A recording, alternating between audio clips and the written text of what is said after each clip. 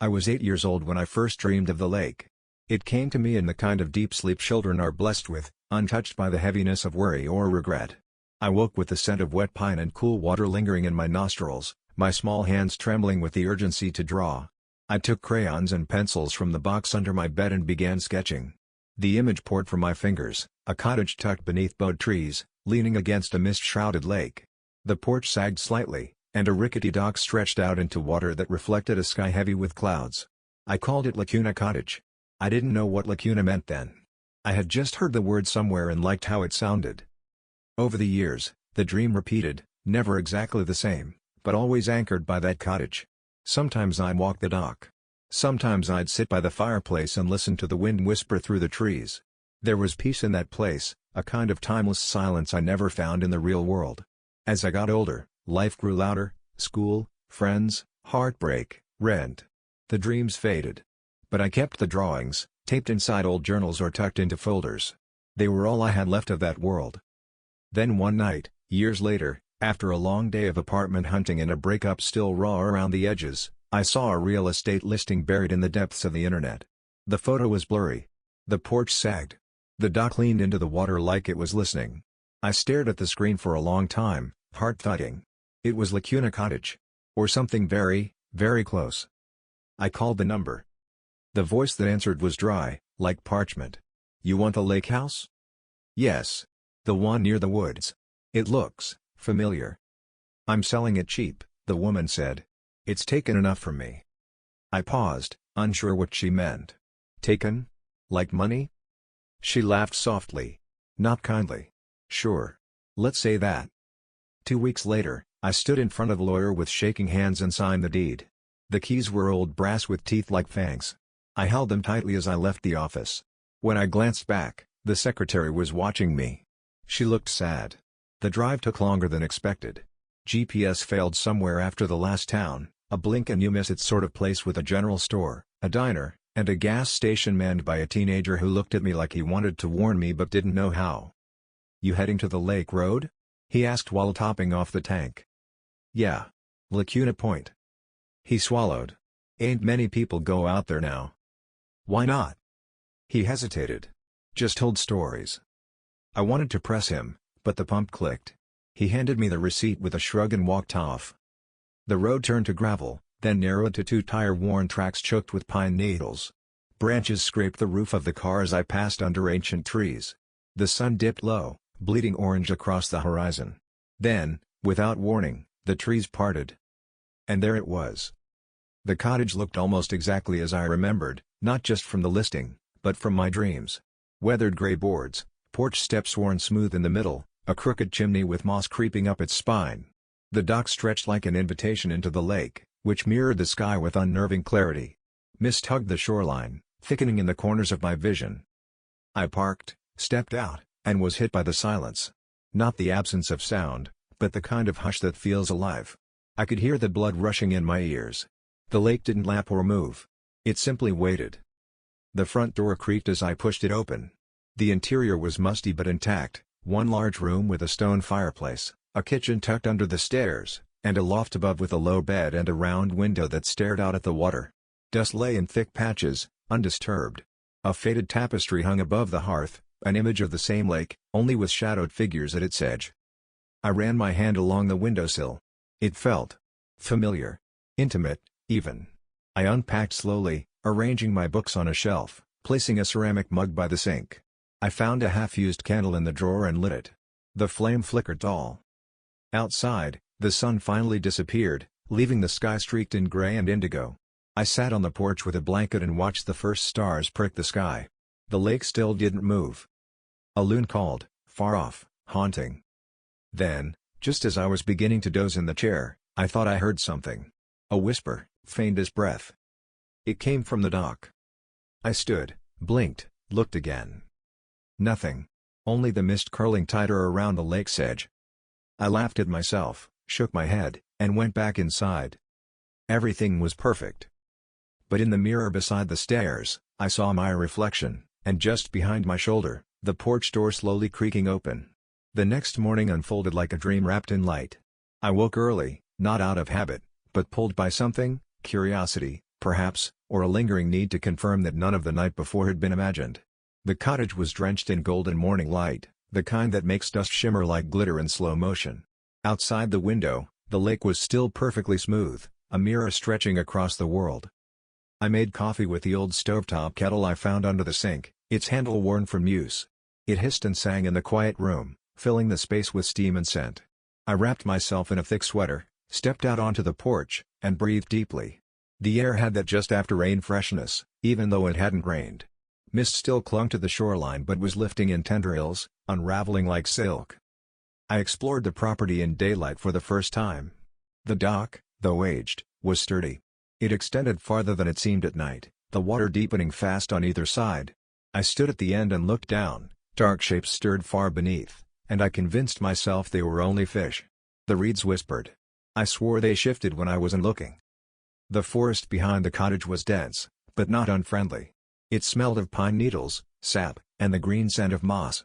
I followed a path of flat stones into the woods. A few hundred feet in, I found a small clearing with a single stone bench and a rusted lantern hanging from a low tree branch. There were initials carved into the trunk, some faded, some newer, overlapping. As if people had come here often, and left pieces of themselves behind. Back inside, I cleaned the kitchen and wiped down the windows. I discovered a locked drawer in the desk beside the fireplace. It was old, brass-handled.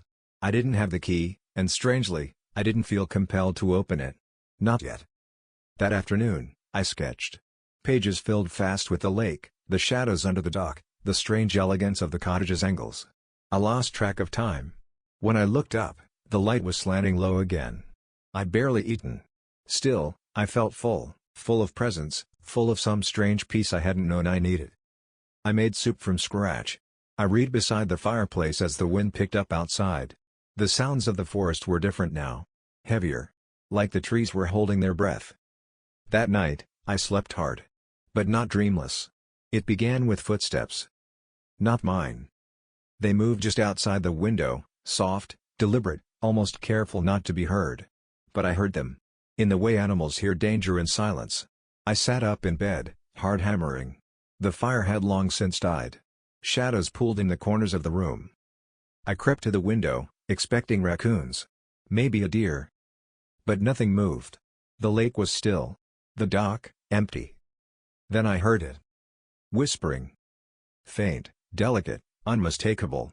Words spoken not for me, but to someone, or something, else. It drifted across the surface of the lake like a fog, curling through the trees, seeping into the cracks in the walls. I stepped back from the window. My breath steamed in the cold air. I lit a candle. The flame leaned sharply away from the lake-facing wall. I walked slowly to the fireplace and sat cross-legged on the rug, trying to make sense of it. Every creak of the cottage now felt like it meant something.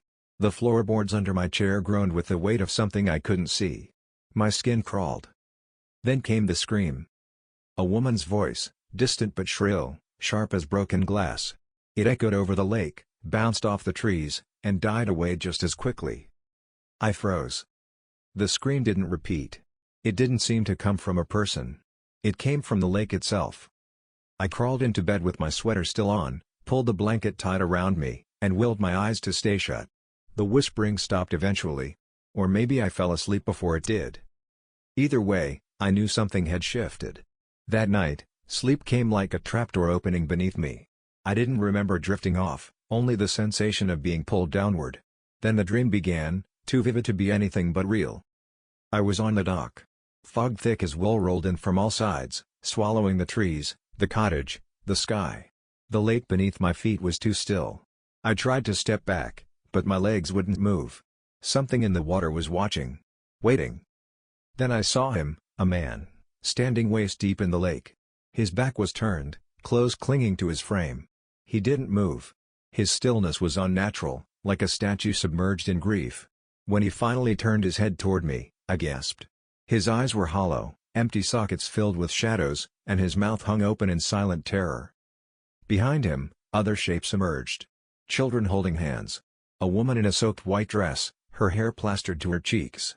Their faces weren't angry. They were sorrowful. As if they didn't want to be there, but couldn't leave. I tried to scream, but the air felt thick, my lungs filled with water. The dock crumbled beneath my feet, and I plunged into the lake. I was drowning, not in water, but in memory. Memories that weren't mine. Pain. Regret. A child lost. A life bargained away. A promise broken under moonlight. All of it surged through me like a current. I couldn't surface. When I woke, I was soaked in sweat. The blanket tangled around me like seaweed. My head throbbed. I sat up, and stopped cold. The suitcase was packed, sitting neatly by the door. My keys rested on top. I hadn't packed. I knew that. My sketchbook, my clothes, my flashlight, all folded and zipped away. The items inside were perfectly arranged, as though by someone who had watched me and knew where I kept everything. My heart pounded. The room was colder than it had ever been.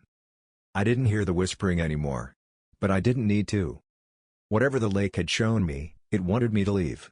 Or worse, it was letting me. The sky outside was a milky gray, the kind of pale that precedes snow, though no flakes fell. I dressed quickly, keeping the sweater from last night on beneath my coat. The suitcase felt heavier than it should have, as though carrying more than just clothes. I hesitated at the threshold.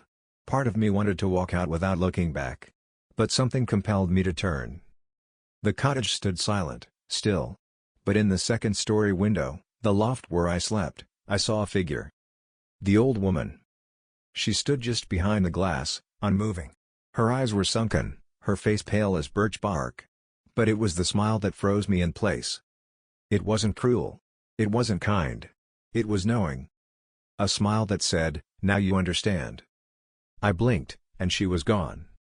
The lake behind the cottage rippled slightly, though no wind blew.